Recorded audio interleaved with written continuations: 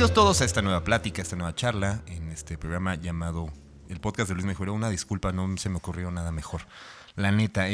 Pero la idea es hacer una serie de pláticas, como lo he estado comentando en otros episodios, una serie de pláticas con personas importantes que yo considero importantes y que creo que para la industria han sido importantes dentro de toda esta parte musical, escena, industria, cultura, etcétera. Y creo que el día de hoy es una conversación que tenía pendiente porque sí me gustaría como abordar varios temas que ya estuvimos echando aquí un poquito de chisme fuera de micrófonos, pero quiero dar la bienvenida a lo conocí como locutor, ha sido también funcionario público, ha sido hasta ahora switcher y operador de video. Vaya, ¿qué no has hecho, mi querido Memo Galindo? Bienvenido. Muchas gracias. Qué bueno que me invitaste. A mí me gusta el nombre. Entiendo que la cotorriza ya estaba ocupado. Sí, no, y aparte, sí.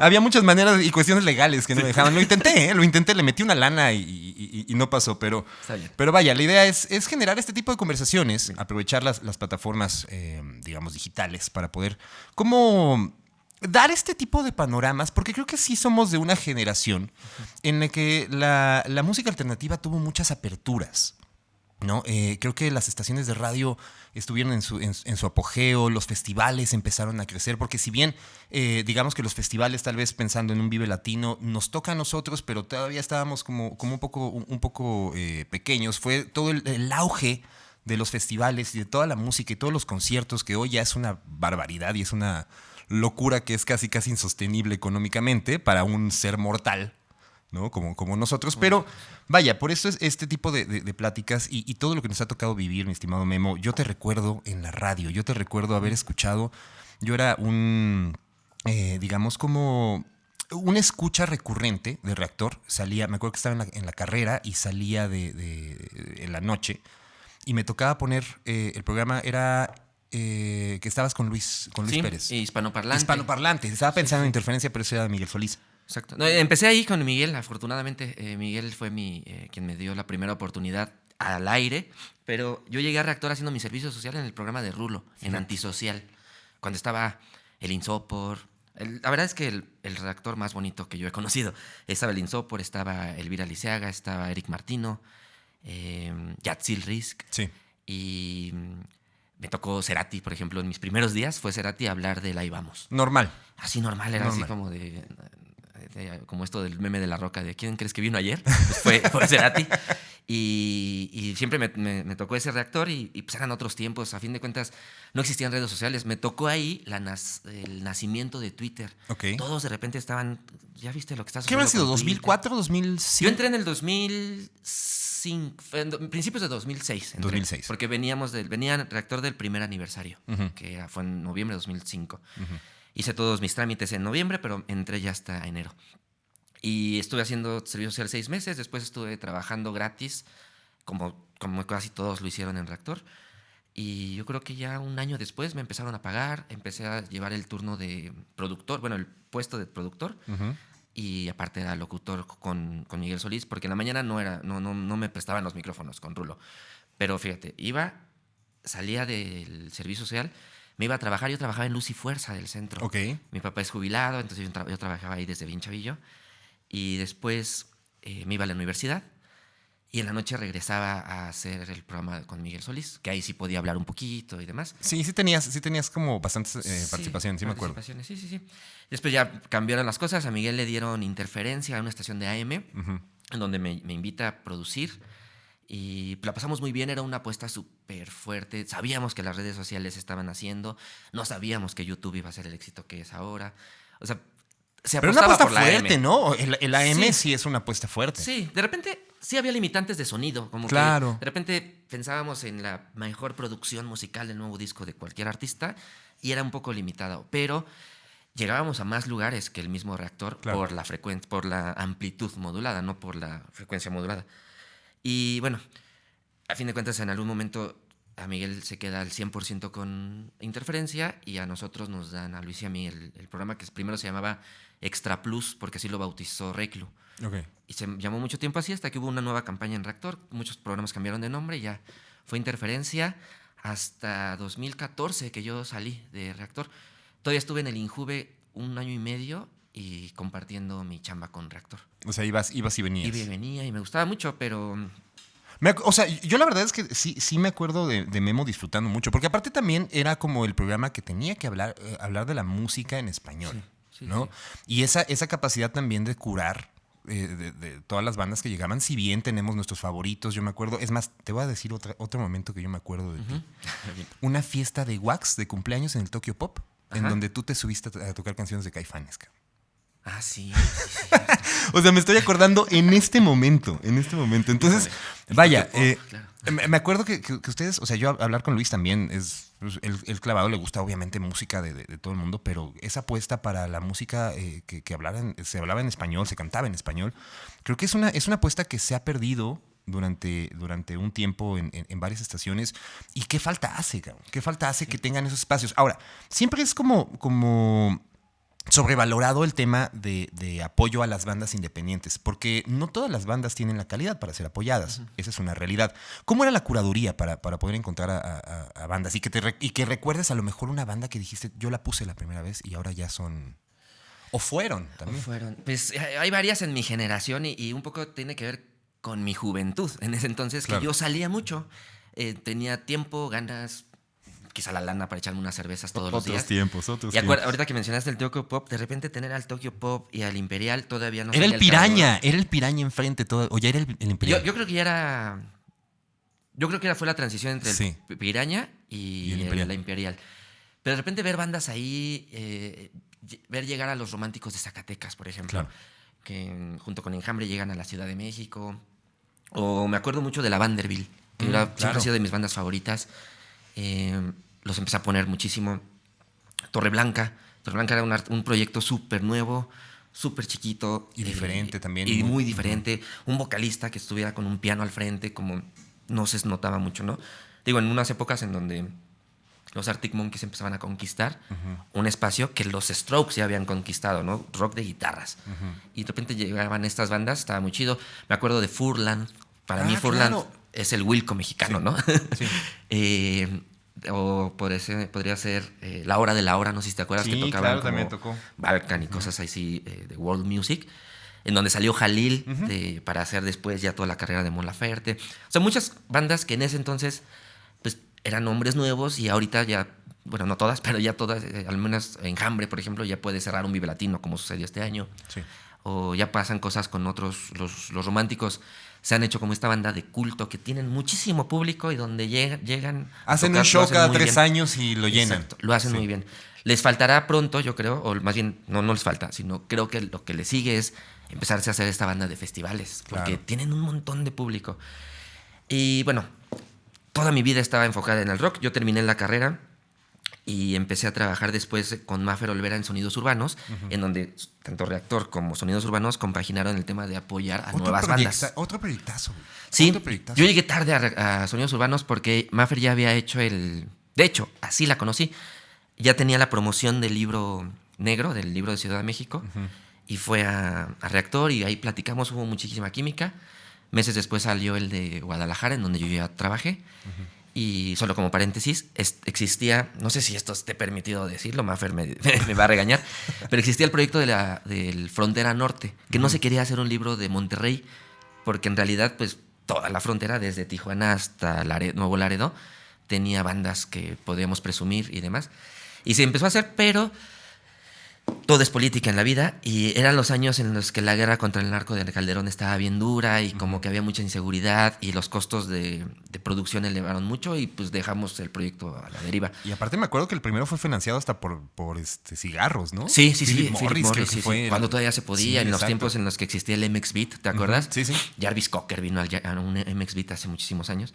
O sea, todavía había manera de sacarle dinero a las cigarreras para hacer eventos. Porque ellos buscaban, como estaban bloqueados en ciertos lados, buscaban meterle lana por otros lados. Por otros lados, sí. Como ahora sucede un poco con las cervezas. Todos los festivales tienen patrocinios de cerveza, no está mal, pero era bueno aprovechar esos espacios, esos presupuestos para hacer cosas.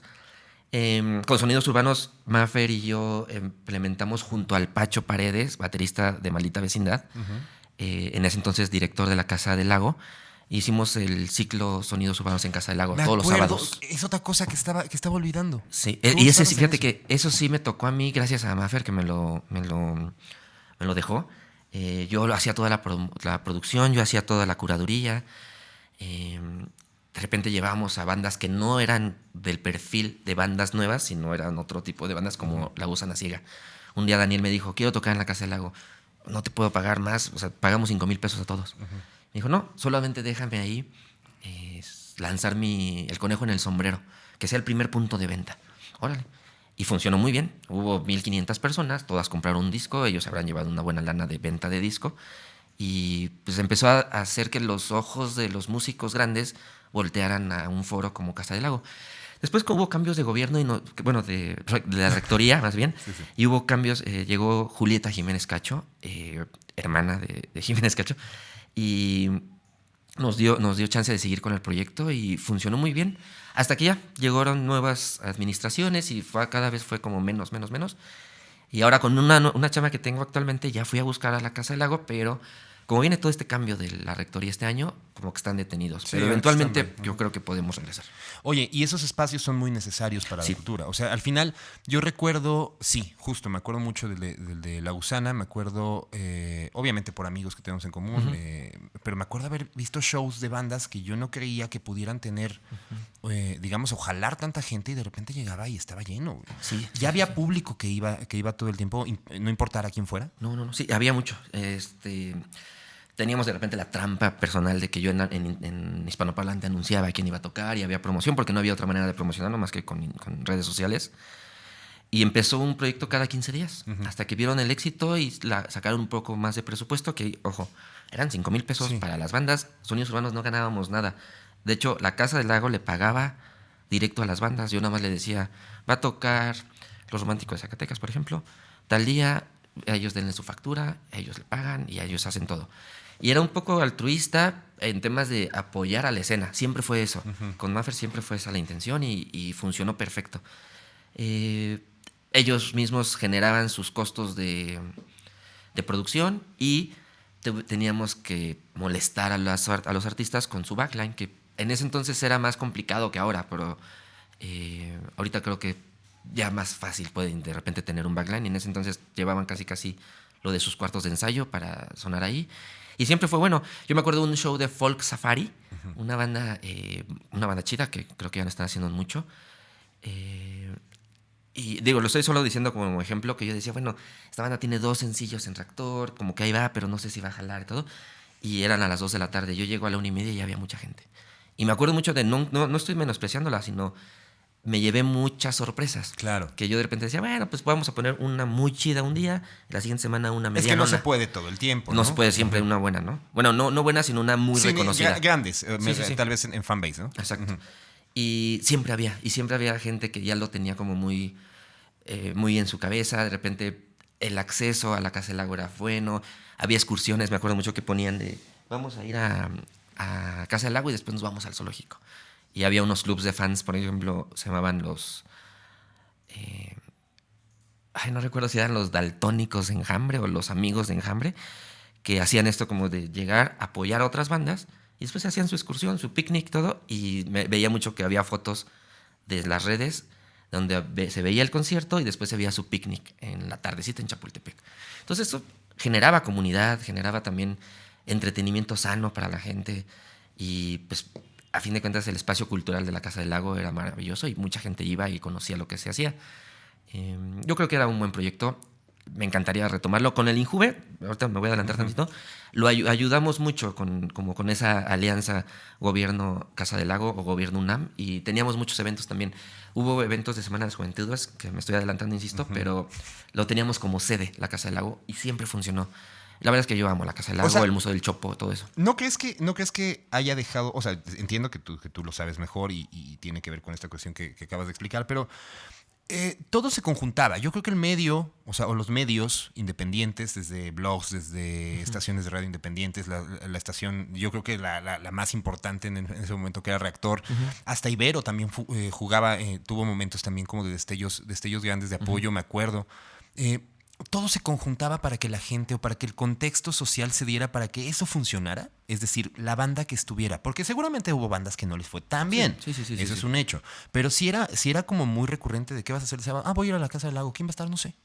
Sí, me acuerdo mucho de eso. Sí, entonces, ¿crees que todo funcionaba? ¿Y qué ha dejado de pasar para que ya no existan estos espacios, no solo político, y no una cuestión política, no una cuestión económica, sino más bien a lo mejor otros espacios como espacios en alcaldías o a lo mejor en estos foros como culturales que existen en elecciones? ¿Por qué no existe este tipo de digamos, como iniciativas para seguir avanzando?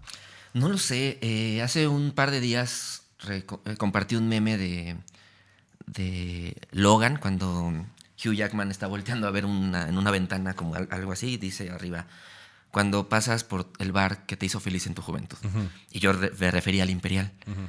Y muchos comments en Twitter y en Facebook, cuando puse ese, me llegaba como, qué mal que ya no hay un lugar así, ¿no? Qué mal que ya no pasa. O ya no hay un semillero de bandas. Y de ahí del Imperial se fueron a la Alicia y después obviamente tocaron el Caradura y demás. Y pues era cierto, el Imperial tenía bandas desde los martes. Sí, los martes eran las de propuestas, ¿no? Exacto, y eso era súper chido. De repente había una que otra fiestita los domingos también. Entonces era muy, muy bueno y muy chido entender que tanto espacios como Casa del Lago, espacios culturales y también foros privados podían darle vida a estas nuevas bandas, que también estamos hablando de algo que sucedió hace 10 años o más, en donde la producción musical era más compleja. Ahorita ya cualquier chavillo de 14 años puede hacer su música en su casa. Hace 10 años no se podía. Y hace 10 años ya era más fácil que 10 años atrás. Exacto. Y yo creo que eso sucedió un poco. Y respondiendo un poco de qué es lo que ha sucedido, yo creo que es la afluencia de tantos festivales. Como tantos y tantos festivales, sin ánimo de criticar a ninguno. En realidad casi todos los adoro, pero de repente ya solo el Vive Latino mete propuestas nuevas. O con la Carpa Intolerante o con los horarios más tempranos de sus escenarios y ya. Yo no tengo en mente otro. El Machaca en Monterrey puede ser también. Pero todos los festivales que ya hay en la República le quitó mucho espacio al desarrollo de las bandas nuevas. Yo creo que eso es lo más importante que ha estado pasando. Un poco también no tanto el monopolio de OCESA, sino como el monopolio de la industria en general de la música, que ya no permite entrar a tantas bandas, ¿no? De repente las disqueras, gracias a las redes de streaming, se empezaron a fortalecer y ya dejaron de vender discos para vender plays en Spotify. Y esos son los que, pues, ahora si una persona quisiera programar un espacio cultural, yo creo que se fijaría en cuántos plays tiene. Los números, ¿no? Que aparte son súper engañosos. Son súper engañosos y turbios y demás, pero yo creo que ahora es la única manera de medir a quién quieren invitar a los festivales y demás. Y eso es malo porque hay bandas, mi mismo proyecto musical en su momento, que no superaban los primeros 10,000 o 20,000 plays en el primer mes y demás. Y cuando ya querías lanzar tu disco y decirle al Vive Latino a alguien, ayúdame a invitarme, pues ya no lo hacían. Por eso podíamos ir a lugares como el 246, como todos esos lugares para tocar y desarrollarse. Generar un fanbase es lo más importante y a veces las bandas piensan que, o más bien, las bandas han entendido que más que el fanbase en vivo, tienen que tenerlo en redes sociales. Está chido. Pero después de redes sociales tienen que traducirlo para que los volteen a ver en shows, porque si no, tú sabes, este chasco que muchos se han llevado de que parece que están haciendo una super campaña de medios y en realidad no están llenando los foros y demás. No estoy atacando ni diciéndolo por ninguna banda, pero cada quien sabe mucho. Su estrategia y cada quien sabe cómo lo comunica, ¿no? Sí, totalmente. Oye, pero tú hablas de que nos tocó el boom de las redes sociales, pero también había una red social muy importante en ese momento, que era MySpace. Sí. Y ahí es donde yo recuerdo haber escuchado a varias de las bandas que fueron propuestas de Reactor y que seguramente era el primer camino que ustedes tenían para poder encontrarlos. Sí, totalmente. ¿No? Y nosotros como medio de comunicación y los mismos artistas para decir, esta banda, los artistas grandes, esta banda está funcionando, me la quiero jalar. Eso ha pasado con Café Tacuba. Quique Rangel produjo un disco de Torreblanca. Joselo produjo de la Vanderbilt, Meme de Furland y de Natalia Lafourcade y más, pero empezaron a voltear muchas bandas a ver a los números que se generaban en MySpace. Estuvo bien. Yo tengo en mente, tengo este recuerdo de un día cuando solo existía MySpace, no existía ninguna otra red social y el boom del Vive Latino siempre se llenaba, siempre era un éxito, pero no era como el monstruo que es ahora. Yo recuerdo un día que estábamos en un programa con Miguel Solís, Luis Pérez y yo, y Miguel me dio estábamos al aire y sonó el teléfono de Miguel, me lo dio y era Andrés Sánchez, quien creó junto con Jordi Push y Itzel González el Vive Latino. Y contesté y me dijo, oye, ¿tienes dónde apuntar? Te voy a dar el cartel del Vive Latino para que lo anuncien ahorita. O sea, no era como de en 3 días sale el cartel, nada, así como súper casual. Y me lo estaba dictando y yo hacía preguntando. Y se lo di a Miguel después y, bueno, tenemos el cartel del Vive Latino, se los vamos a leer. Y era como, no quiero usar la palabra faramalla ni presunción, pero como que no había esta explosión de campañas, de medios y demás, porque era muy natural, ¿sabes? Y los medios creo que así se fueron a fortalecer, sin redes sociales, claro, hasta que llegó ya como este monstruo que superó a muchos medios de comunicación, que superó la misma estrategia de comunicación de los festivales, y pues ahora ya todo lo dicta. Hoy, al día que estamos grabando esto, salió el Tecate Península en todos lados y ya se hizo una explosión y qué bueno que va a llenar tanto en la región y qué bueno que va a haber bandas de este lado que van a ir hacia allá, pero pues quizá era la palabra para definirlo, era muy inocente, tanto el medio que era Reactor como los festivales y todo lo que explotaba. Y la audiencia, yo creo también. Y la audiencia que estaba un poco más con el oído abierto y no había la guerra en la que todos hemos participado de juzgar a las cosas en Twitter y juzgar a las bandas y demás. Era todo muy inocente, ¿sabes?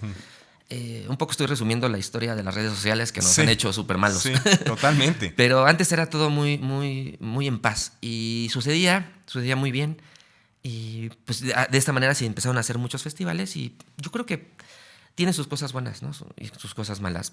Lo bueno es que hay mucho para ver en vivo. Lo malo es que a veces no entran todas estas bandas que valdrían la pena. Poco a poco se están haciendo de nombres y ahí va. Creo que va muy bien. Al final el Vive Latino era el espacio para ver a las bandas grandes, pero era el espacio también para ir a conocer y estar desde temprano y andar rondando desde todos los escenarios. Pero también yo creo que existía este apoyo de los medios y voy a plantear en Reactor. Yo siempre participé en medios independientes. Yo tuve una estación de radio por internet hasta 2010. Hice algunas sesiones. Estuve como involucrado en la parte de los medios. Pero me queda muy claro, no era Reactor. Reactor era quien tenía el peso, quien podía poner a María Daniela 5 veces seguidas. Sí. Y la gente de decir, qué mala canción. Es más, me acuerdo de otra, la de Mario, la de Muchacho Satánico, por ejemplo. Pero aún así existía esa repetición y de repente tú ya lo veías en el cartel del Vive y decías, este es el del Muchacho Satánico. Porque existía esa referencia. Reactor era no quien marcaba la pauta, pero quien sí daba a conocer los proyectos. Creo que ese es un punto. A lo mejor con el boom de todos los medios. Y creo que también se empezó a dar como este boom donde el Vive Latino de repente ya eran las conferencias de prensa y de repente llegaban medios que no conocías y que nada más se inscribían por ir por sus 2 boletos. Sí. Y empezaron como a apapachar a todos esos medios y de repente ya era lo mismo, ya nadie tenía el peso porque ya lo había anunciado alguien más o porque ahora lo filtraba tal. Y creo que existía esa parte. Creo que Reactor sí era un parteaguas en ese aspecto. Y para que el semillero de las bandas, ¿no?, que ya habían tocado en el circuito tal vez Roma Condesa, que ya habían encontrado como su camino, llegaban naturalmente al sonido a través de la estación, generaban audiencias y ya podían estar en un Vive Latino. Creo que eso es lo que se ha perdido. ¿Cómo y por qué? Creo que lo sabemos, pero tampoco es el meollo del asunto. Pero la cuestión de los festivales que estás mencionando creo que es algo importante. También creo que la sobreexplotación de festivales llega a un punto en el que Vive Latino ahora no compite contra Vive Latino, porque todos esperábamos el Vive Latino y todos podíamos comprar sin conocer el cartel. Totalmente. Sí, ¿no? Sí. Sabíamos que nos lo íbamos a pasar bien, sabíamos que íbamos a encontrar bandas que nos gustaran, sabíamos que íbamos a conocer bandas que nos iban a gustar, que eran los próximos éxitos de tiempo. Pero ahora compiten contra un montón, sí. Un montón. Contra ellos mismos. El otro día veía unos tweets que decían, cuando vino este festival en marzo de los vampiros, de Smashing Pumpkins, sí. Decían, no, pero ¿por qué hacen ese festival en donde hacen el Vive Latino? A mí me gusta más en la Curva 4. O sea, como es el mismo venue, nada más de qué lado lo haces y ya la gente empieza a decir dónde le gusta más. Está muy bien, pero ya la gente empieza a tomarse como... adueñarse del gusto que tiene. Ya no era como antes, como bien dices, de no me importa quién toque, pero yo quiero estar ahí. Ahora ya es un poco más selectivo. Ya la gente dice, no me importa si Vive Latino tiene Red Hot Chili Peppers, prefiero ir al Ceremonia, donde va a ser en otro venue, con otra producción, con otros artistas, aunque toque Rosalía. No pasa nada, pero ya es como que hay mayor amplitud. Y también está chido que tanto las redes de streaming y redes sociales han hecho que nuestro espectro musical siempre se logre ampliar, ¿no? A mí me tocó la época en donde tenías que ir al Chopo a conseguir un disco pirata de una banda española que no podías encontrar, ¿no? La Casa Azul, por ejemplo. Casi nunca había discos en México de La Casa Azul, tenías que ir al Chopo. Y ahorita pues ya, afortunadamente puedes escuchar el estreno de cualquier banda el día que sale y todo. Eso ayuda a generar públicos. Ahora hay que traducir esos números de las redes de streaming a números de públicos, ¿no? Públicos en vivo. ¿Y crees que sea fácil? Pues no, yo tengo muchas experiencias y ha sido bien complicado, la verdad, para todos. Y a los que les sale bien está muy chido y yo siempre les aplaudo. Normalmente la música independiente siempre tuvo como, por ser independiente, tenías un nicho de aceptación, ¿no? Como un poco de rebeldía, podemos llamarle también. De decir, ay, si esta es mainstream, no la quiero, pero si esta es indie, sí la quiero. Y yo creo que eso genera muy buena cantidad de públicos. Y por otro lado, las disqueras son súper poderosas. Las disqueras están haciendo y creando artistas talentosos, la mayoría, sí. Pero también hay de repente un poco de paja con esos que tienen muchos followers en TikTok y ya quieren hacer música, pero pues mejor ocupar esos presupuestos para hacer crecer otros artistas estaría más chido. No lo sé. Yo creo que también influyen cosas de lo mismo relacionado con la inocencia. Se ha perdido tanto estos valores inocentes de la música en México y en el mundo que de repente ya influyen factores como los patrocinadores de los festivales, las disqueras, un poco el posicionamiento mediático de cada banda. No sé, Café Tacuba puede tocar en un Vive Latino sí, 3 no, 1 sí, 3 no, y siempre van a dar algo diferente. Yo lo aplaudo. Una vez yo toqué con Piluso en Vive Latino en la tarde y en la noche tocaba Café Tacuba. Y yo llevé pelotas de colores al show. Y Café Tacuba en la noche, como pues yo hubiera pensado, ay, he visto Café Tacuba 30 veces, ¿qué van a traer nuevo? Y además de un set completísimo, de repente sacan niños vestidos de colores. Dije, yo saqué pelotas, ellos sacan niñitos, ¿no? Y estuvo muy chido, fue en el 2016, 17. Y como que siento que esas bandas siempre van a estar en un espacio en donde van a poder proponer y la gente creo que lo valora cuando mucho. Lo toman de una manera Sí, propositiva, sí. Porque hay bandas también que nada más van y presentan el set de toda la gira, ¿no? Sí. Y lo sabemos y no hay que ni siquiera que recordarlas, pero creo que sí, Café Tacuba es un gran ejemplo. Cuando la gente dice, ay, otra vez Café Tacuba, pues es que no es el Café Tacuba que viste hace... Sí. Yo no sé si este año, según yo no, anunciaron a Café Tacuba y nunca dijeron que iban a tocar el MTV Unplugged con la Orquesta Sinfónica de la Ciudad de México. No sé con cuál es la Orquesta Sinfónica que están tocando. Pero no, pues veníamos de la pandemia, hicieron el Unplugged como medio privado en la zona de Nezahualcóyotl y demás. Y como verlo tan grande en el Vive, pues fue una sorpresa, ¿no? Ojo, soy muy fan de Café Tacuba, pero claro. Y los estoy ejemplificando porque han hecho su trabajo bastante bien, pero como ellos hay un montón de artistas que lo hacen bastante chido. Oye, yo me acuerdo también ver en tus redes sociales, ahora va a tal festival. Sí, ¿Qué festival gusta? No conoces? Esa es la primera pregunta. Que no conozco y muero por conocer. Ajá. Bonnaroo, en Manchester, Tennessee. Ese me encantaría. De hecho, creo que fue hace unas semanas. Algún día iré. Pero sí, fíjate que me encanta.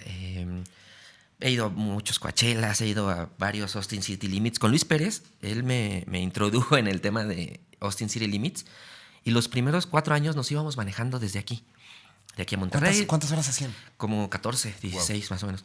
De aquí a Monterrey, de Monterrey a Nuevo Laredo cruzas a Laredo y de ahí hasta San Antonio y Austin. Y fuimos muchas veces hasta que creo que los dos nos dimos cuenta que ya éramos adultos y que ya podíamos pagar un vuelo. Y claro, la experiencia fue buena, ¿no? Sí, en su momento, pero ya también la comodidad. Y de regreso me traje una bicicleta y comprábamos cosas y todo. Pero hubo una vez que fuimos él y yo nada más, porque siempre íbamos con amigos, pero una vez solamente él y yo manejando los dos. Pues éramos muy amigos y teníamos unas charlas enormes y música que escuchar, pero pues ya era un poco pesado. Y ya de repente también, como lo dije con lo de los Nuevos Urbanos Frontera Norte, ya se notaba un poco de inseguridad relacionada con la guerra contra el narco y con todo el narco que está posicionándose en el país. Pero bueno, me encantan esos festivales en Estados Unidos. En Europa he ido a varios. Fui a Lollapalooza París, me encantó. Fui a Mad Cool un par de ocasiones. Primavera Sound 2 veces. Primavera Sound en 2011 fue mi primera vez en Europa. Era el regreso de Pulp. El primer show, porque ahí habían cerrado su carrera años antes. Regresó Pulp y fue ahí mucho antes de que vinieran aquí. Fue en 2011. Y acabo de ir el año pasado a ver a Tame Impala y a Dua Lipa y demás. Y pues me encantan los festivales en otras partes. Fui a Outside Lands, en San Francisco. Tenía muchas ganas. Fui el año pasado. ¿Y qué otro? ¿Y cuál es tu favorito? Austin City Limits, definitivamente. Me gustó. Nada más lo único que me tocó una etapa de calor. Bueno, no sé si siempre se hace. Y la única sombra es el árbol que está en medio. Sí. O sea, no hay manera de tapar. Nunca he ido a Coachella justo por eso, ¿eh? Sí, o sea, yo Coachella nunca he pensado, nunca se me ha cruzado el rollo de ir a Coachella por esa parte. Pero sí. Yo los primeros Coachellas que recuerdo, ya en los últimos, ¿no? De repente Coachella, cuando empezó con el astronauta y esta torre de colores que subes, el espiral y todo, como tener instalaciones, pues ya era más cómodo, ya había más sombra. Pero recuerdo un Coachella que abajo de las truces donde se suben las cámaras para el circuito cerrado, ahí te acercabas porque había un poquito de sombra, ¿sabes? Sí está mucho calor en el desierto. Mi favorito es Austin City Limits, pero me gustan muchos otros. Fui al Festival Bue en Buenos Aires. Un día tocó Arcade Fire, otro día tocó Gorillaz. Y súper bien organizado, todo muy chido. No quiero poner en tela de juicio cuál es mejor y cuál es menor. No, pero es personal, ¿no? Es una situación personal. Sí, totalmente. Pero yo creo que México tiene un posicionamiento en festivales y la manera en la que los hacen es maravillosa. Muchos se quejan de que la organización de tal festival y demás, pero en realidad infraestructura, curaduría, producción, todo. Yo creo que el Vive Latino, Corona Capital, Festival Ceremonia, Machaca Pal Norte, todos esos festivales, la mayoría de los festivales de Tecate, todos son muy dignos. Y creo que también es un tema que las mismas empresas a nivel mundial deben de empezar a cuidar y a tratar cada vez mejor a los asistentes, porque ya no son los mismos. La gente que fuimos a los primeros Vive Latinos, yo fui al segundo, al primero no me tocó, era muy chiquito. Al segundo fui de menor de edad y con mis amigos del CH y demás, pero pues no es el mismo festival de hace 20 años el que fue ahorita, ¿no? Que el segundo ya no se acabó la cerveza, ¿no? Pero ya no se acabó. Yo fui un día nada más, recuerdo que creo que tocó Bunbury, era de los headliners, Jaguares, no me acuerdo, algo así. Ah, claro. Fue un chisme que se hizo mucho de que Markovich estaba con Bunbury cerca y estaban tocando los Jaguares y que sí iba a haber un encuentro entre Saúl y Markovich. Digo, eran otros tiempos.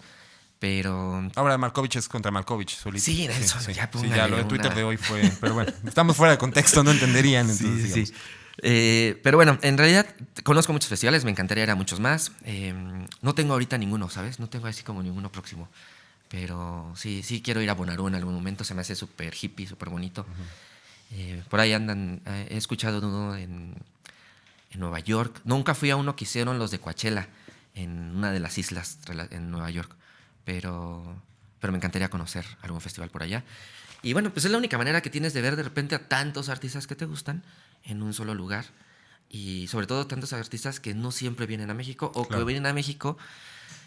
Esta palabra a veces es negativa, pero vienen a México endiosados y de repente solamente en el Palacio de los Deportes o en Foro Sol con superprecios y demás, pues mejor los vas a ver a otro festival. A este rumor que anda con 2 boletos de Corona Capital actual, te vas a Austin. Es cierto, en realidad. Compras tus vuelos, compras un par de noches de hotel y tus boletos de avión, perdón, tus boletos del concierto y ya estás en un festival en otro país. Ese tipo de cosas a veces creo que le pegan un poquito de manera negativa a los festivales de México, pero yo no dejaré de defenderlos porque son muy dignos y la gente creo que se la pasa bien. Oye, pero aparte de eso, ya hablaste como tu parte de fan, que es algo increíble. O sea, la gente que nos dedicamos a la música también, o sea, es esa parte. Cuando pierdes el rollo de ser fan, mesuradamente hablando la palabra fan, pero cuando dejas de emocionarte por ir a un concierto, cuando dejas de emocionarte por escuchar una nueva banda, pues en ese momento ya realmente creo que perdiste la situación o el camino de seguir en la parte de la música. Pero... Tú hablas todo de esto viéndolo como una persona como audiencia, como ir al festival, pero también te tocó, pues, curar festivales. Sí, también te tocó curar festivales, también te tocó trabajar con proyectos en un instituto bastante cercano, o sea, un instituto de la juventud, y pensar en acercar esta parte de la cultura hacia los jóvenes de otra manera diferente, porque si bien ahí está Vocesa, ahí están los festivales que lo hacen, como tú lo dices, de manera grande y de manera bien, pues había que pegarle ahora del lado más como hacia la gente, que pudiera llegar sin tener que pagar un boleto, ¿no? Exacto, como darle...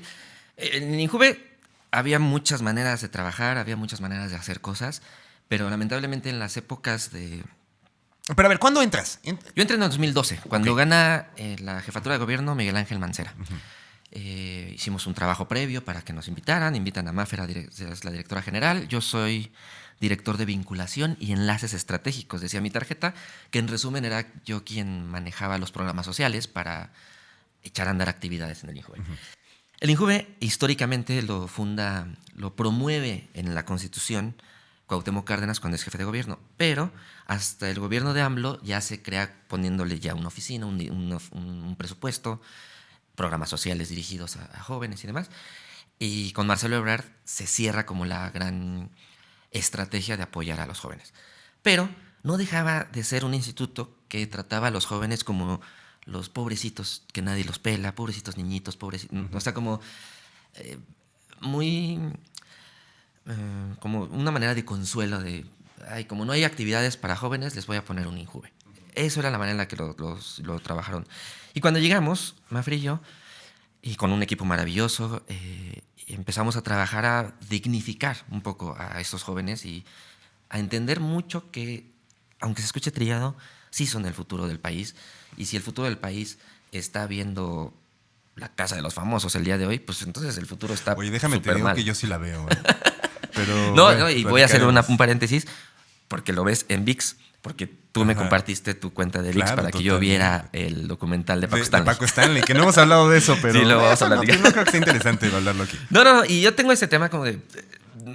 Yo soy fan de las películas de Avengers y me gusta el cine palomero, pero me gustan las películas de Vincent Gallo también. Y ¿sabes? Me gustaba ir a la Cineteca, me gusta ir al Cinemex de Reforma, de Casa de Arte. Pero vi Oppenheimer muerto de emoción y vi Barbie igual. Pero yo creo que no hay que menospreciar a los jóvenes. Son muy inteligentes. Es que justo creo que acabas de dar todo un panorama que tú tienes la oportunidad de elegir, tal vez por el contexto. Ahora en este gobierno se le habla de los privilegios. Sí. Somos privilegiados en muchos aspectos de poder elegir La Casa de los Famosos, pero también poder elegir una serie en HBO, también poder elegir lo que queramos. Y creo que en este caso los jóvenes también tienen que ser orientados a tener toda esta gama de opciones para poder decir, bueno, a mí me gusta esto, pero también puedo ir a ver una orquesta sinfónica, a lo mejor puedo ver tal cosa. Me guste o no, eso ya será después, pero por lo menos tuve el acercamiento a, no me contaron. Y creo que también en los programas sociales hay cosas que se hicieron maravillosamente en esa gestión. Y creo que ahí es donde se empieza como a dignificar. Yo creo que esa es la palabra, dignificar a las juventudes. En 2012, el 12 de agosto en primer lugar, es el Día Internacional de la Juventud.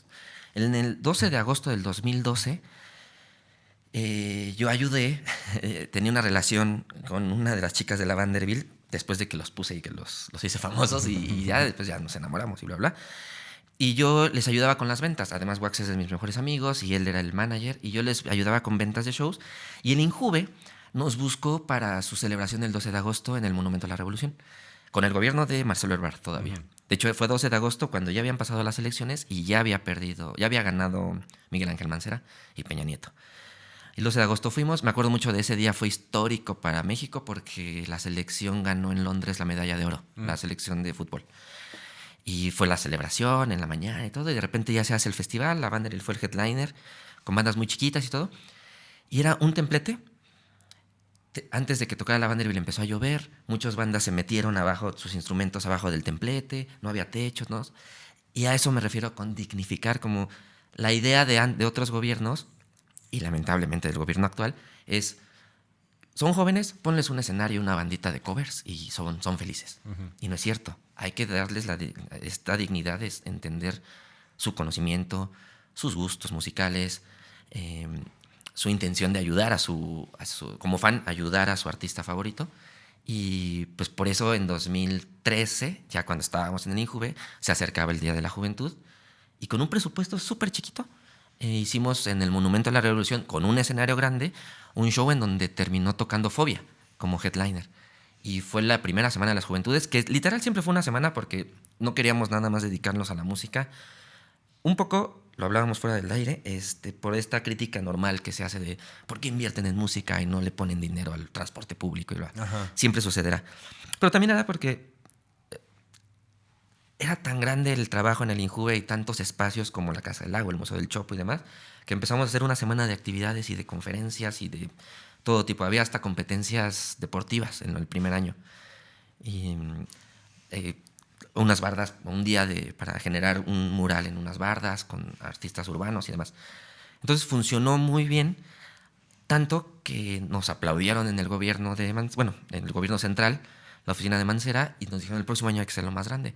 Lo hicimos en el Zócalo, luego lo hicimos, estaba de moda por Primavera Sound, por Estéreo Picnic. Bueno, un poco también quiero contextualizar que en la Semana de las Juventudes se creó gracias a que pues, yo tenía muchos ojos viendo los otros festivales del mundo, lo que estaba ocurriendo y demás. Y surgió esta idea de hacer los escenarios gemelos, ¿recuerdas? El Machaca lo hizo de la primera vez en el país y demás. El Hell and Heaven después. Entonces yo lo hice con Semana de las Juventudes 2015. Pero ahí nos cayó... No, 2014. Nos cayó una lluvia horrible, así fuertísima, fuertísima. Y fue por eso que después lo pasamos a noviembre, ya no celebrando el Día de la Juventud. Y yo tramposa y colmilludamente lo hice en el alrededor del aniversario de Reactor, yo como amante de mi casa Reactor, y una semana antes del Corona Capital, para que todos los ojos estuvieran en la música, ¿no? Todos los ojos de la ciudad estuvieran en la música. Reactor fue a transmitir, por ahí hubo entrevistas de ellos a Fatboy Slim y a un montón de artistas, y funcionó mucho, que fue como creciendo poco a poco.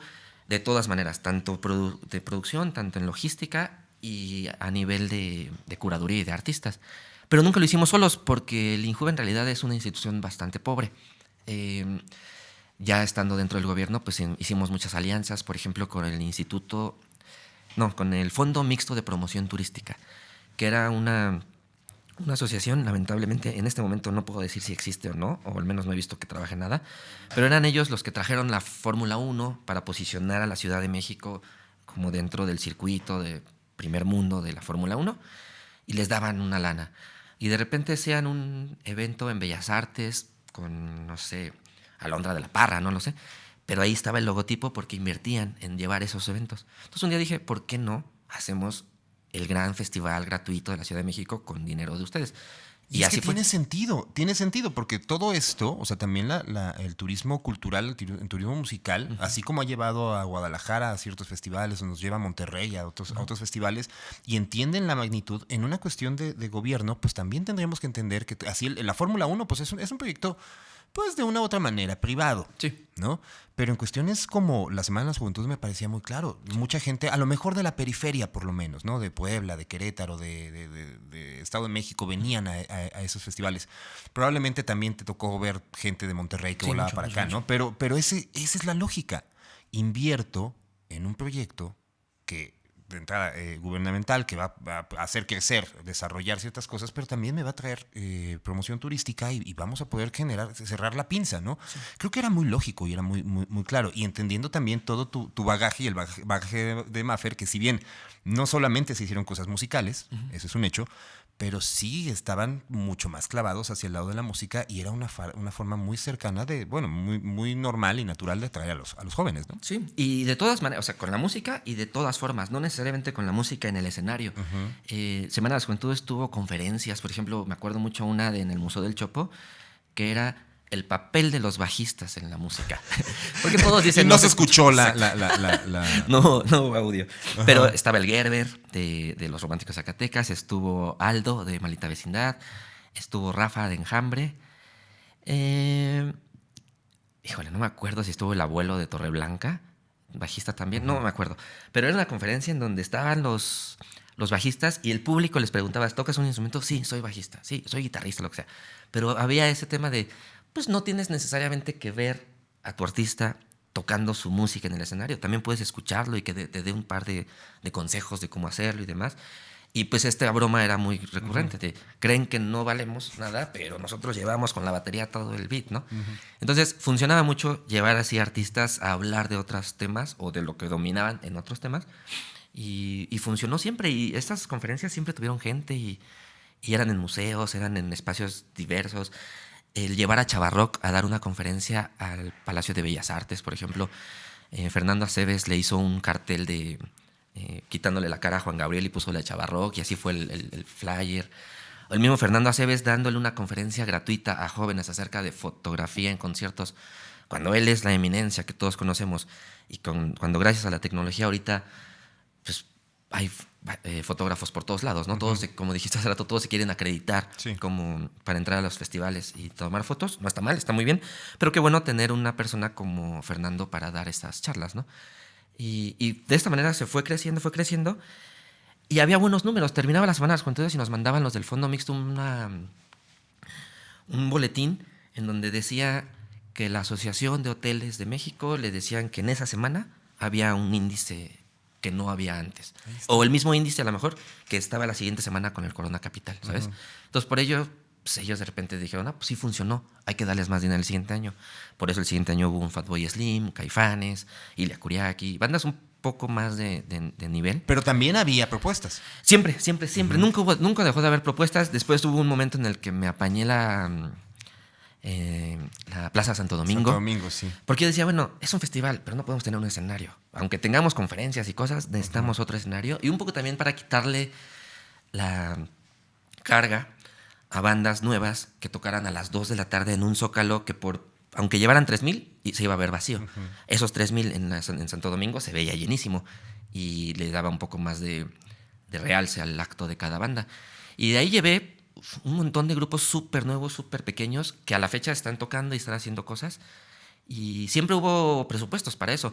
Quizá el Injuve pagaba a esos artistas más chicos, mientras el Fondo Mixto de Turismo le pagaba a los grandes headliners. Pero les pagaban. Es que yo también no solo dignificaste obviamente a las juventudes, que era tu principal objetivo, pero también a las bandas. Sí. O sea, ¿cuántas veces no han habido festivales en el Zócalo de lo que sea y de repente hay muchas bandas y lo toman porque es la oportunidad de... Sí. Y efectivamente, a lo mejor hay 2,000 personas que fueron porque comenzaban las actividades de algo, pero que tampoco están poniendo atención, ¿no? Y aquí sí era una situación de poner atención y sí era una cuestión de por la música y se dignificaba mucho también a los talentos. Pero quiero también hablar de algo que se sonaba mucho, ¿no? Porque ese es un hecho. A todo mundo habla de cómo le va en la feria, dirían mis padres. Y también yo escuchaba mucho ese rollo de, no, es que tocar en la Semana de las Juventudes es difícil porque no soy amigo de Memo. Sí, seguro. Sí. O sea, neta, yo escuchaba eso y decía, bueno, pues entonces hazte amigo de Memo. No sé si sea la realidad, güey, pero creo que esas excusas de cómo el mexicano siempre trata de ¿cómo decirlo? Como de escudarse en no me está yendo bien porque, pues es que no soy digno porque lo que sea. ¿Cuántos amigos y cuántos enemigos te hiciste en el camino? Muchos. Enemigos un montón a la fecha, ¿eh? Sí. Gente que ni conozco y de repente ahí me encuentro y sé que son mis enemigos, lamentablemente. Y más porque pues, he criticado a los gobiernos actuales, pero en ese entonces hubo muchísimos enemigos. Sí invitaba a mis amigos, ¿sabes? Invitaba a mis amigos, pero en realidad invitaba a la gente que veía que estaba trabajando. Tengo mucho esta ideología de que pues, cada quien merece el lugar que merece por su trabajo, claro, por lo que estén haciendo. Ahorita hablábamos de los foros. A lo mejor no iban a tocar a foros culturales y no iban a la explanada de la alcaldía a llenar, pero sí tocaban un martes en el Imperial y sabías que se llenaba, o en el Caradura un sábado, un viernes. Sí empezábamos a llevar esas bandas y mi oficina siempre estaba abierta. Yo no sé si mi teléfono estaba en mis redes, pero mi mail sí, yo recibía muchas propuestas y no eran castigados, no quiero decirle que eran castigados, pero la mejor puerta de entrada a la Semana de las Juventudes siempre eran los horarios temprano en la Plaza Santo Domingo. Porque pues eran los horarios que pues, todos querían ver a las bandas del otro lado, en el Zócalo. Y también es una manera de mostrarse. Sí, o sea, sí. De mostrarse a ellos y de mostrarse ante el público que a lo mejor iba pasando. Lo mismo que pasa en el metro, ¿no? O sea, en el metro están tocando y a lo mejor va pasando la gente, no en la misma cantidad, pero creo que también es un momento para que las bandas digan, voy a trabajar para que por lo menos vayan más personas. Y aunque les estemos pagando, le estemos dando la producción, porque ahí sí no llevaban ni backline, nada. A un 60%, 70% les dábamos transporte. Al otro no por no cuidarlos nada, sino ahí sí literalmente por presupuestos no había para todos. Pero, por ejemplo, las bandas que tocaban después de las 5 era transporte seguro para los 2 escenarios sí o sí, porque ya las calles del Zócalo ya estaban cerradas, ya no dejaban entrar a tu chofer o tu camionetita con tus instrumentos. Ya necesitaban llevar con un transporte oficial, ¿no? Entonces, bueno, estos lugares siempre estuvieron ocupados por bandas nuevas y yo recuerdo muchos nombres de artistas. Silent Loon, por ejemplo, tocaba como artista nuevo en Santo Domingo a las 3 de la tarde y le iba muy bien, porque yo veía que en el Caradura le iba muy bien. Y así como ellos, perdón, había muchos grupos que siempre tuvieron su espacio. Y yo, ahorita lo mencioné, lo vuelvo a mencionar, ya casi no, antes salía mucho, ahorita ya no salgo tanto a ver bandas, pero antes... Pero tampoco hay espacios, ¿eh? No tiene espacios. Y yo antes tocaba, digo, ahorita he dejado de tocar unos años desde la pandemia, pero pues andaba tocando en Tlaxcala, ¿sabes? O me iba a Cuernavaca al Pit y ahí conocía una banda local que le iba bien abriendo o yo abriéndole. Y les decía, oye, pues las semanas con tres es unas semanas o unos meses, ¿por qué no vas? Pues ya veo que estás haciendo cosas. La verdad es que casi si no tocan la puerta, pues no los voy a escuchar. Y, o sea, no voy a saber de ustedes, ¿no? Tenían que hacerse presentes y de esa manera conocí muchas bandas y muchas bandas han tocado ahí o tocaron ahí que ya no lo hicieron después como de manera profesional o como que se apagaron y demás, que es una manera muy natural de estar sobreviviendo a la música. Pero yo creo que intenté hacer el trabajo de la mejor manera. Maffer me daba la libertad al 100%. De repente ella me mandaba un par de bandas así, oye, me encontré a estos amigos o me hablaron estas personas, quieren tocar en Semanas con ustedes, a ver si las puedes incluir, claro. Pero en realidad sí me eché la carga al hombro de intentar hacer una curaduría para todos, que todos estuvieran contentos. También un poco era el demostrar que se podía hacer un evento gratuito, grande, digno, sin pelearnos con Ocesa, porque Ocesa eran mis amigos. Es más, había veces que me sentaba con la gente del Vive Latino para decir, este año voy a tener yo a las Semanas con ustedes a tal artista, para ver si los desarrollamos y el próximo lo invitas tú al Vive Latino. O sea, sí hubo una... Es que es eso, la industria tiene que girar, digamos, como en torno a la industria, tiene que apoyarse la industria. Creo que eso es algo que se ha perdido desde los medios, o sea, no puede jalar Ocesa solo, porque a lo mejor ellos son los que, digamos, como que ganan o tienen un poco más de beneficio económico, me queda claro. Pero también creo que todos tendrían que desarrollar esto, tendría que ser como un jugador de fútbol, ¿no? Siempre lo he pensado así.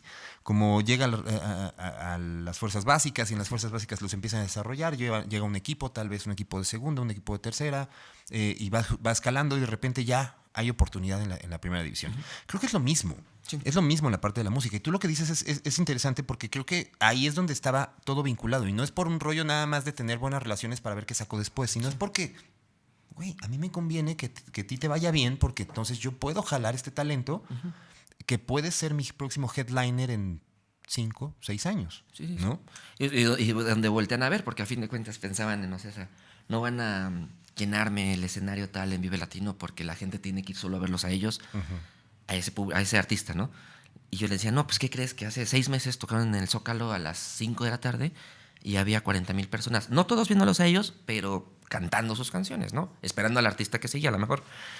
Pero eso funcionó. Y también me acuerdo que esos años eran bastante bonitos porque había muchos markets musics en el mundo, ¿no? Yo fui al BOM en Bogotá como 3 ocasiones en donde te sentabas con gente de Latinoamérica, pero a fin de cuentas era la gran reunión de los mexicanos, porque a lo mejor aquí, por más que quieras, nunca nos vemos, ¿no? Y ahí de repente estaba Vive Latino, estaba Machaca, estaba Pal Norte y estábamos comiendo, nos hacían una comida como los colombianos a los mexicanos. Y ahí podíamos platicar y surgían estos de, oye, ¿cómo les fue a tal grupo en las Semanas Juventudes? No, muy bien, es que los quiero invitar, pero como que no tengo el radar. Ah, mira, aquí te enseño videos o fotos. Entonces de repente me convertí en un promotor de un montón de bandas, pues porque les creí, o me lo demostraron a mí y a mucha gente en las Semanas Juventudes. Y digo, todo eso lo digo sin ánimo de protagonizar nada, solamente estuve en el momento indicado para poder hablar con estos grupos. O de repente había bandas que me decían, quiero tocar, pero este año no lo logro porque voy a hacer el Vive Latino. Hago el Vive Latino y hasta final de año hago la siguiente semana las Juventudes. Perfecto. Yo, por ejemplo, me quedé con muchas ganas de tener a Zoé. O a Café Tacuba quizá, pero un poco más a Zoé, que nunca ha hecho un Zócalo y nunca había estado como en algo así, gratis, grande y demás.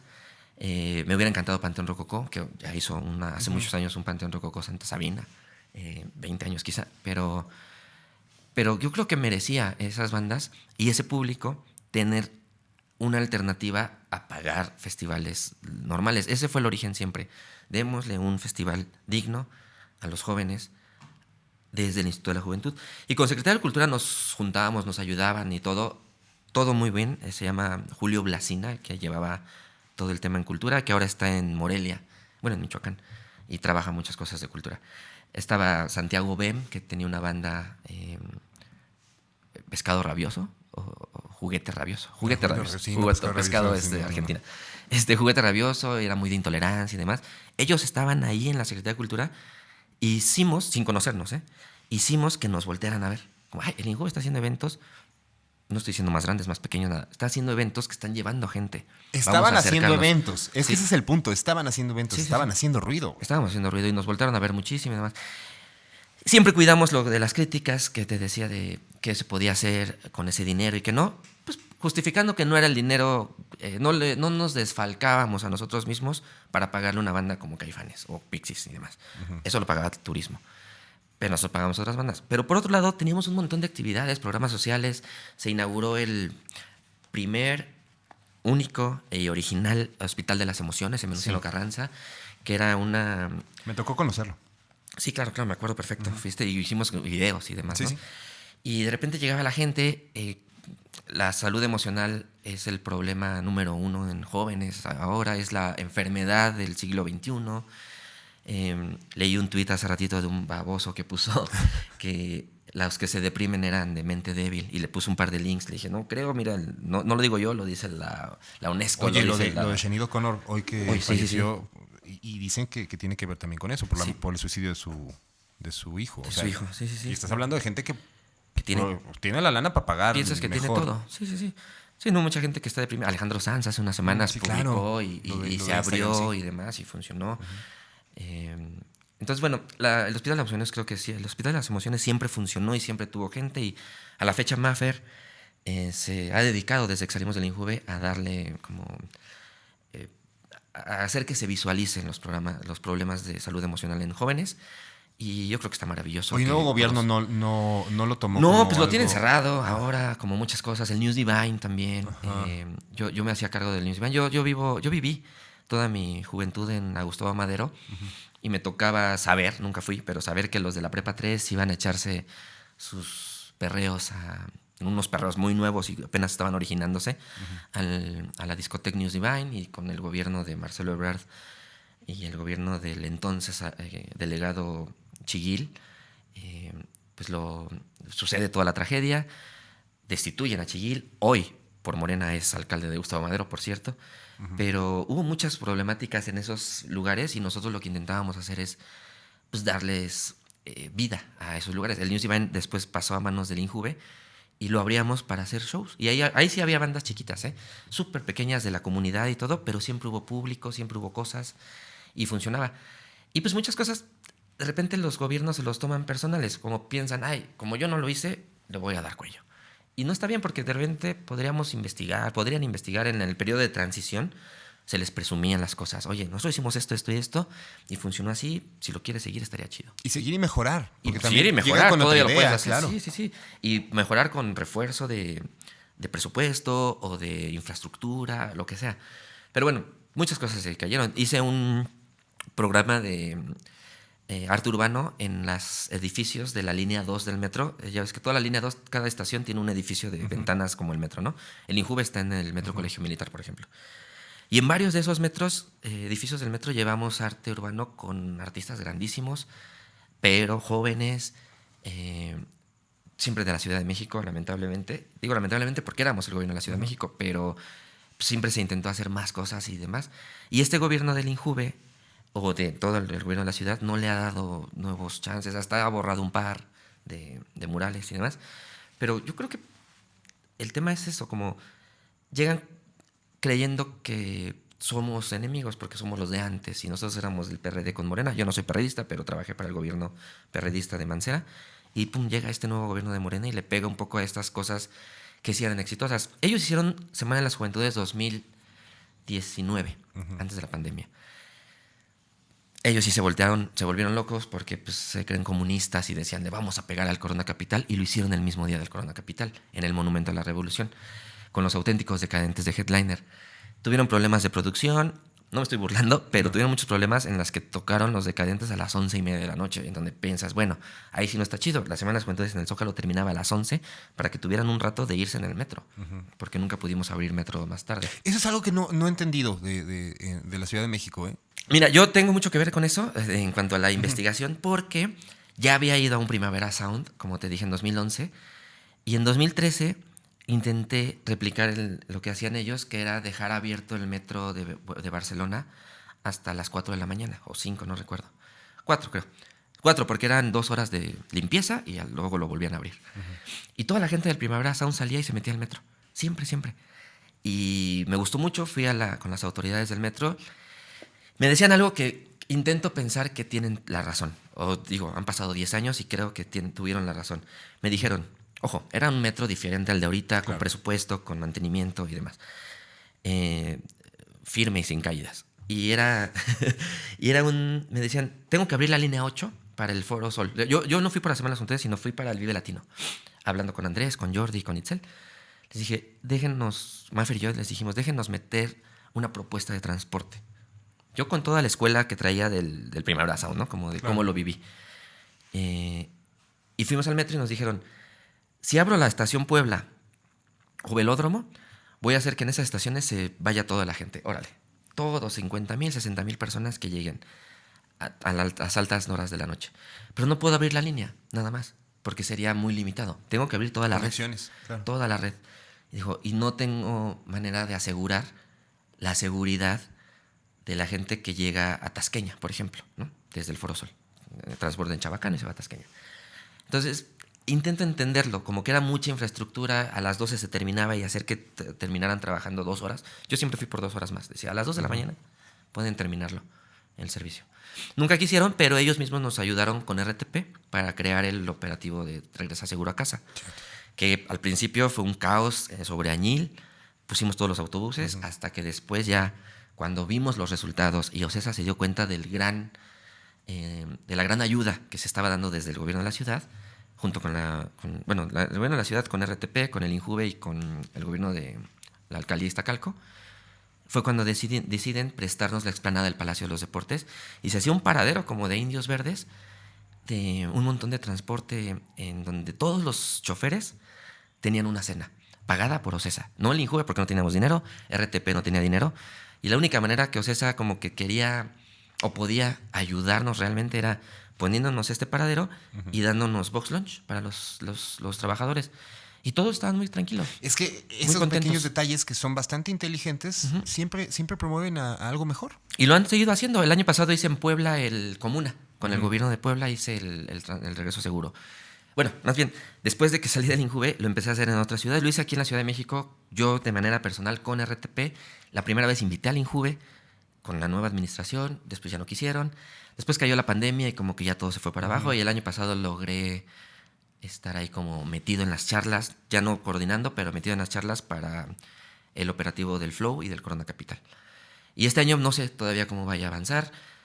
He traído como esa bandera que me gusta que mencionen que soy yo el que he estado impulsando el transporte y los operativos de transporte en las madrugadas en los festivales, pero no hemos podido hacerlo crecer. Por ejemplo, mencioné hace rato el Ceremonia, me encantaría llevarlo a Azcapotzalco, pero me dijeron, no hay dónde ponernos. El mismo parque, a pesar de que es tan grande, toda la infraestructura está hecha para el Ceremonia. Sí. Si lo ponemos sobre Aquiles Cerdán, pues es un caos, los puentes, la avenida es muy pequeña, la calle donde está el parque, donde está el Walmart, también es muy pequeña.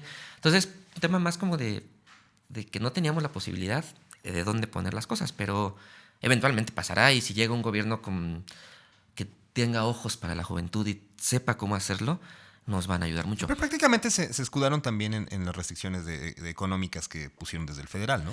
Sí. Como esto del tema de la austeridad y los ahorros para campañas y demás, pues sí está limitando muchas cosas. Esto sucedió con los tiempos extras del RTP, porque ellos pagaban tiempo extra. Y también, intento no mencionarlo de manera política, pero también hay tantas fallas en el metro, la línea 12, por ejemplo, en donde RTP está dando servicio y el metro no le paga a RTP por esos servicios, pues prácticamente son del mismo equipo. Entonces ellos me han dicho, yo ya tengo diario tiempos extras que tengo que pagar yo para pagarles a mis choferes, gasolinas y todo, para ayudar a los transportes del metro en donde no están funcionando las estaciones del metro, que ya no puedo llevarme al Foro Sol a los autobuses. Y la verdad es que funcionaba por seguridad, funcionaba hasta por pues, ¿para qué pagar 200 pesos de estacionamiento si podías pagar 7 pesos en el transporte de RTP? Pero la situación es también la cuestión de la seguridad. Creo que queda muy clara la parte de la seguridad en la Ciudad de México. Sí. Y ahí es donde a lo mejor habemos que quienes vivimos en zonas un poco más céntricas, pero pensar en irte ya a las orillas. Tú lo dices Tasqueña, pero de Tasqueña todavía hay un... Sí. Sí, no, y un mundo hacia el sur. Así llegaban. Ese era el problema. Teníamos autobuses que llegaban a Indios Verdes y la gente se tenía que bajar para irse a Ecatepec, por ejemplo, sí, claro, ¿no? Hacia Pachuca y demás. Llegábamos a Metro Villa de Aragón, hasta ahí, y ya toda la gente que se iba por Avenida Central tenía que tomar otros taxis, claro, o Uber. Y ahí sí ya es, y ahí sí es un riesgo. Ahí sí es un riesgo, porque pues de repente tanto número de gente, los camiones iban llenos, pero había supervisores de RTP que no permitían que hubiera gente colgando como en un microbús y demás. Entonces eso siempre estuvo bien. Jamás hubo un problema de golpes, de violencia, de nada. De repente me contaron que había gente que vomitaba por borracho en el transporte. Que bueno, eso es... Pero es que hasta en eso, o sea, al final poder ir al festival y divertirte. Sí. Y de no pensar en guardar lo que te iba a cobrar un Uber, lo que te iba a cobrar un taxis a veces ilegales. Todo ayudaba. Es más, hasta Ocesa nos decía una vez en un Corona Capital, nunca habíamos tenido tanta fluidez de salida en automóviles particulares hasta que llegó el operativo de transporte, porque gracias a eso se quitaron los embudos en Añil y en Viaducto, en Puerta 6 y Puerta 15, y ya avanzó como todo de manera más productiva. Y eso ayudó un montón a la sociedad de amantes de la música. Y fueron acciones que en el Injuve intentamos hacer ayudando a los jóvenes, pero no dejábamos de ayudar a estas personas que estaban relacionadas con el ambiente musical. Por eso buscábamos otras alternativas. Hubo mucho deporte, hubo mucho tema de salud emocional, como dije, hubo medios de comunicación un montón. Yo, como bien lo dices con tu estación de radio por internet, yo siempre creía que había manera de tener, ojo, estoy hablando de antes de TikTok, había manera de que todos los jóvenes pudieran ser, no quiero usar la palabra influencer porque hace 5 años no la teníamos arraigada, pero sí podíamos tener gente que diera su opinión en redes sociales. Líder de opinión. Exactamente. Eso siempre queríamos y había talleres y había cosas así. Un montón de cursos de idiomas teníamos en el Injuve, eso sí en el edificio. Educación sexual. Mucha educación sexual. Yo promulgué y promoví el tema híjole, es que de repente entré al Injuve y conocí la realidad de muchos lugares. Por ejemplo, Tepito, donde hay abuelas de 30 años. Wow. Pasa mucho en las comunidades alrededor de Tepito, en las comunidades en los pueblos originarios, por ejemplo, en Coajimalpa. Y chavillas que tenían a su hija a los 15 y esa hija tenía a sus 15 un niño. Wow. Y pasaba mucho. Entonces le apostábamos mucho a eso, ¿sabes? Como entender que no queremos abuelas de 30 años porque pues tienen mucho que dar. Se supone que el periodo, según la UNESCO, el periodo de juventud es hasta los 29 años. Entonces decíamos, bueno, sigue siendo joven sin tener que tener una responsabilidad. Y disfruta tu juventud con todas estas opciones que se dan culturales, pero también de educación. Yo me acuerdo mucho esa última etapa que yo viví cercano por el video que hicimos. Pero vaya, a mí sí me sorprendió muchísimo y decía, es que aquí está. Y yo sentía el discurso a lo lejos, no politiquero, ¿sabes? Sí. O sea, como una situación realmente en pro de la comunidad. Sí, me queda claro que todos tenemos que vivir de algo, me queda claro que todos tenemos que buscar también cuestión económica, digamos, como lo que tú dices, tú planteas de repente ciertos caminos, y claro que tienes que tener una retribución de alguna manera, pues es tu trabajo, si no serías un pensador griego y vivirías de eso. Pero vaya, creo que se hacía honestamente. Sí, totalmente, sí. No era como... No era una obligación, digamos. Claro. Lo hacíamos porque nos Porque pudieron haber pasado el sexenio sin... Sí, ganábamos un par de bien, conciertos, teníamos ahí un par de cositas culturales, muevo el dinero, justifico los gastos, vámonos. No quiero criticar a nadie, pero ahorita es lo que ha sucedido con muchas instituciones, sobre todo de la ciudad, que ha pasado sin pena ni gloria. La directora que sustituyó a Mafer ya no está ahorita y está bien metida con Claudia en su campaña. Y si te pones a ver lo que han hecho en estos 5 años, pues no han hecho mucho. Vi hace unos días unos tweets de ellos que se hacen llamar tío Injuve. Para mí eso se me hace de chavorrucos, que no conecta decirle tío Injuve a una institución que promueve la veracidad. O hace un spot y pone rap, ¿no? Ajá, exacto. Sí, ahorita está de moda el rap, como de... no dejo de cantar el nuevo rap de las drogas, ¿no? Que hay ahorita en todos lados. Sí. y pues eso está sucediendo, como que volvimos a lo que sucedía hace 10 años. Como son jóvenes, ponles un poquito de música y los tienes felices. Son jóvenes, ponles una película y son felices. No, tienes que entender que esos jóvenes están pensando, que las redes sociales están haciéndolos pensar, uno. Y dos, que están entendiendo que el internet es para conocer cosas, ¿no? Conocer la historia. Quien no conoce su historia está condenado a repetirla. Entonces, la gente está entendiendo eso, ¿sabes? Está entendiendo quién es la Liga 23 de septiembre, ¿no? ¿Por qué? Porque en los libros de texto nuevos están diciendo, como empoderando a la Liga 23 de septiembre, cuando entendía yo que históricamente había sido algo muy negativo que sucedió en los 70s. El Lucio Cabañas y todo eso que está sucediendo. ¿Por qué están redignificando a estos luchadores, entre comillas, cuando realmente pues, estaban haciendo un mal a la sociedad? Y eso es lo que creo que están como desvalorizando de los jóvenes. Como que no están entendiendo que ahorita cualquier persona tiene un teléfono en la mano donde puede decir, no sé si esto que me estás diciendo es la verdad, voy a investigar. Claro. Ya que investigan y saben la verdad, la pueden replicar. Y pues eso a muchos gobiernos, no estoy diciendo solo en México, en todo el mundo no les está gustando, que la gente está informándose. Digo, no dejaremos de tener este meme de la niñita de Viva AMLO, claro. Pero sí creo que muchos jóvenes están entendiendo la realidad del país y la realidad histórica del país, y eso es bueno. Creo que no hay que menospreciar a los jóvenes. Son realmente, aunque se escuche trillado, sí son el futuro. Oye, y el tema, porque también cuando ustedes ya iban de salida, presentaron yo creo que uno de los carteles más interesantes que hicieron, ¿no? Creo que cerraron bien la pinza, que fue traer a los Pixies. No recuerdo quiénes más estaban, pero me acuerdo haber visto en Santo Domingo a Urs y estuvo Beta, creo que... No, Beta estuvo el año anterior. Creo que no me acuerdo, pero bueno, vi a varias bandas interesantes.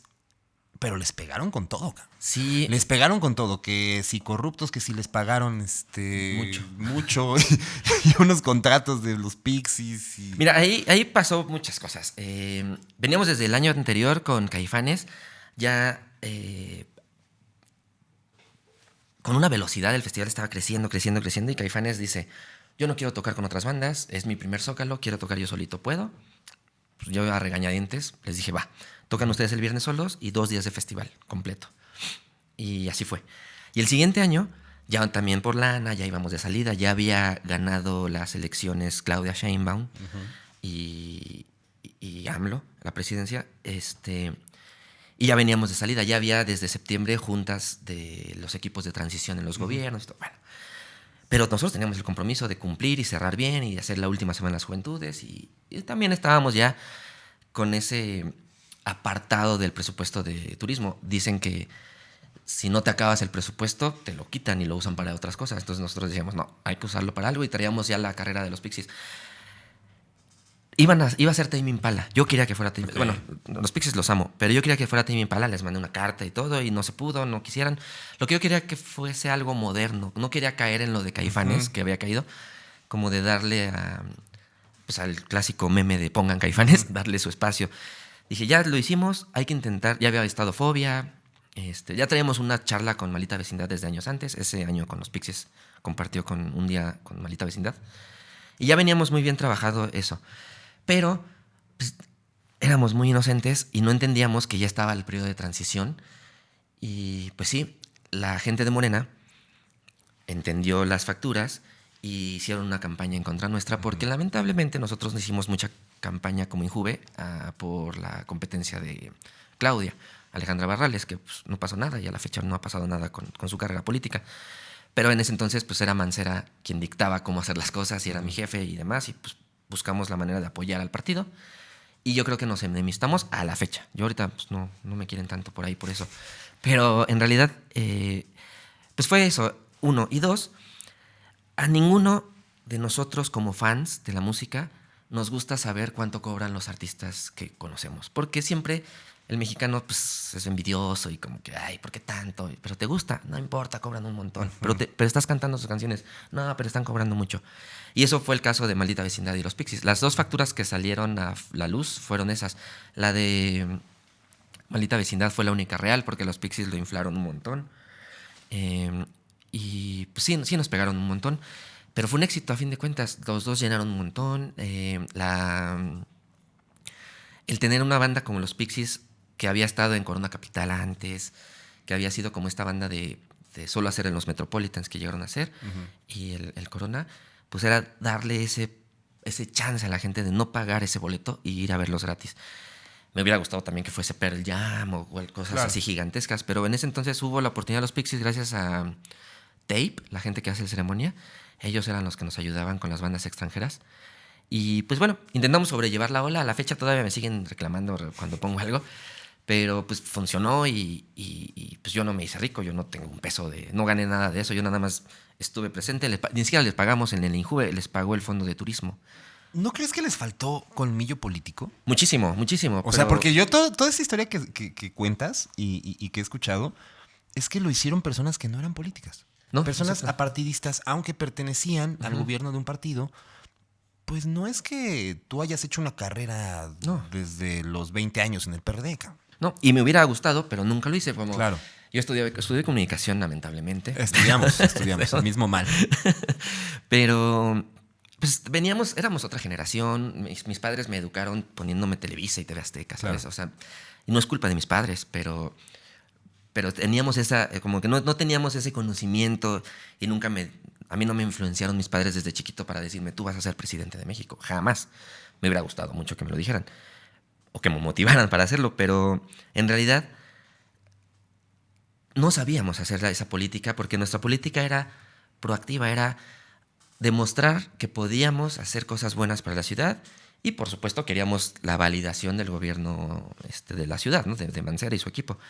Y de esa manera, pues, hicimos que el INJUVE se posicionara como nunca desde el 2000 hasta cuando estuvimos. Y pues si recuerdas ahorita estos 5 años, nadie habla del INJUVE, nadie menciona nada de eso. Entonces el tema era eso, que intentábamos hacer las cosas bien, pero nos faltó meternos en la política. A mí de manera personal me faltó mucho porque yo debía haber estado desde 2 años antes haciendo ahí como ojitos a los nuevos candidatos y ahora quién sigue aquí, y ahora quién, oye, me gustaría estar en la Secretaría de Cultura, bla, bla.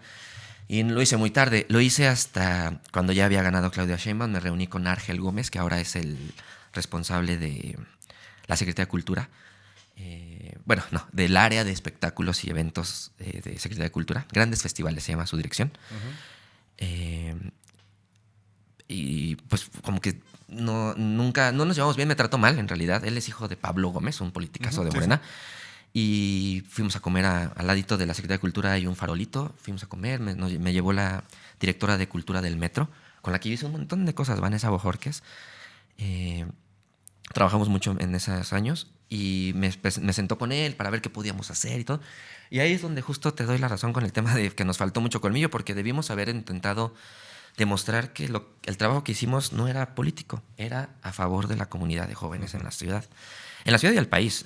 Había mucha gente que venía a los festivales y a las cosas que hacíamos de música, pero en realidad a mí me hubiera gustado, me hubiera encantado seguir en el gobierno, entender que el gobierno, la Secretaría de Cultura o el INJUVE o alguien podía darle un oasis que fuéramos un oasis dentro de todos los males de la Ciudad de México. Creo que era el momento y no lo hicimos. Bueno, no lo hicieron, yo no lo hice con ellos. No me invitaron jamás. Y pues en la pandemia también perjudicó mucho los temas culturales porque empezaron a cerrarse espacios, empezaron demás. Y con la Semana de las Juventudes siempre hubo una competencia indirecta con no ser un festival de la explanada de la alcaldía, bla, bla, bla, claro, ¿no? La que sea. Porque a lo mejor esos llevaban a los Askis, que me encantan, o a lo mejor llevaban a Caballo Dorado, que me encanta, pero aquí era como intentar que fueran los jóvenes, ¿no? Y a lo mejor los quienes habían sido jóvenes antes iban a ver a los Pixies con su matota y ahora ya estaban con sus hijos, también. Pero creo que tiene que ver, es que también el concepto de la juventud, tú lo dejaste muy claro, que se dice que es hasta los 29, pero la verdad es que también toda la ideología de la juventud nos funciona a nosotros, que yo estoy cerca de los 40, para entender que mi sobrina está en los 15 años y entender todas esas cuestiones que a lo mejor son mucho más visibles si existen este tipo de comunicaciones, de propuestas, etcétera. Yo no es que ya no pertenezca a los jóvenes y por eso no puedo ir al concierto de los Pixies, no, pero puedo. Yo me acuerdo haber visto niños, haber visto familias, y creo que esta responsabilidad de la juventud no solo recae en los jóvenes, ni en la institución, recae en todos los demás. En todos los demás y todos los que se apeguen y todo. Número que da la UNESCO era el límite para poder ayudar con programas sociales a los jóvenes, claro, digamos, de manera legal. Pero, por supuesto, toda la gente estaba invitada a todas las actividades que hicimos. Había de todas las edades, había familias enteras en los festivales, en los eventos. Uh-huh. Había gente que te poníamos videos en las Semanas Juveniles de los servicios del INJUVE, entonces gente que se informaba, que a lo mejor ni siquiera entendía qué hacíamos. Es más, ni mis mismos papás a veces entendían lo que hacía yo en el INJUVE. Eso es lo que creo que teníamos nosotros que empezar a divulgar, y lo hicimos bastante bien y hacíamos que la comunidad creciera y que llegaran. Y funcionó, crecimos muchísimo. Y pues de ahí yo creo que fue el momento pico del Instituto de la Juventud de la Ciudad de México, y de ahí ha ido para abajo. Espero que este nuevo gobierno, ahora que está Martí Batres como jefe de gobierno, él conoce muy bien el Instituto de la Juventud porque participó, tenía ahí con mucha relación con otros gobiernos durante Marcelo Ebrard. Y yo le tengo mucha fe que este año puedan hacer cosas. No estoy relacionado, no estoy mencionando que sean cosas musicales ni de entretenimiento, sino cosas para posicionar al instituto como una fuerza política que dignifique a los jóvenes y que los haga entrar. De repente, los gobiernos nuevos quieren meter a la política y en decirles cómo el PRI le hizo daño a México y todo, pero a lo mejor podrías darles otro sentido y ayudarles a entender mejor la política y quiénes son los verdaderos conservadores, quiénes son los verdaderos izquierdistas, quiénes son... Pero es que no funciona así. Es el mensaje directo para que lo entiendas y lo repliques. Y la mentira dicha muchas veces es una verdad. Memo, es que podríamos seguir platicando muchas horas. Vamos cerrando un poquito. Sí. ¿Con qué se quedaron ganas de hacer? Pues el Hospital de las Emociones, hacerlo más grande, era Venustiano Carranza, eran... no recuerdo si eran 16 o 18 cubículos, uh-huh, más un cubículo de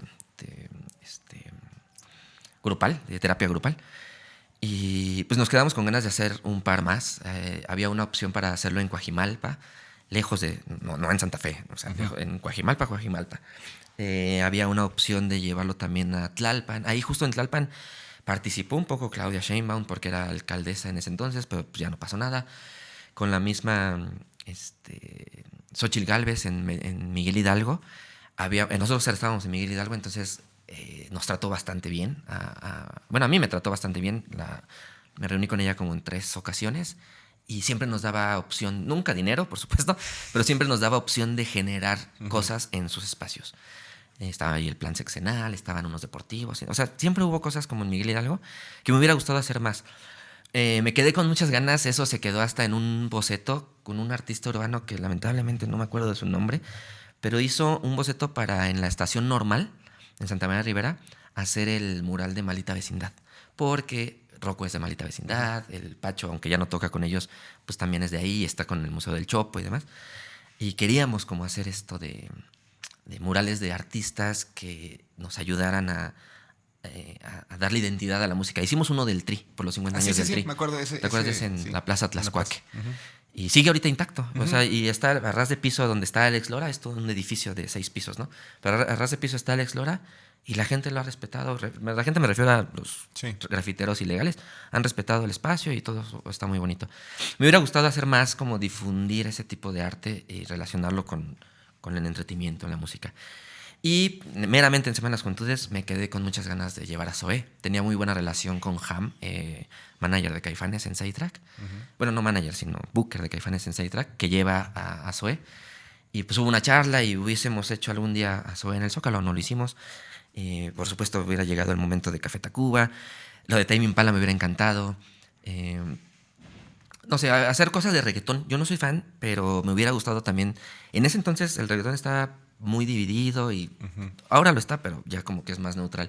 Ya una persona que va al Vive Latino puede estar escuchando reggaetón sin problema. Ya no le baile tira jitomates. Ya no pasa, sí. Exacto. Yo el único que no quiero es a Robo Alejandro, porque nada más se cuelga de Rosalía. Sí, no, y acaba de poner el cuerno, entonces no. Pero hubiéramos hecho cosas así, ¿sabes? Eso me quedé con muchas ganas.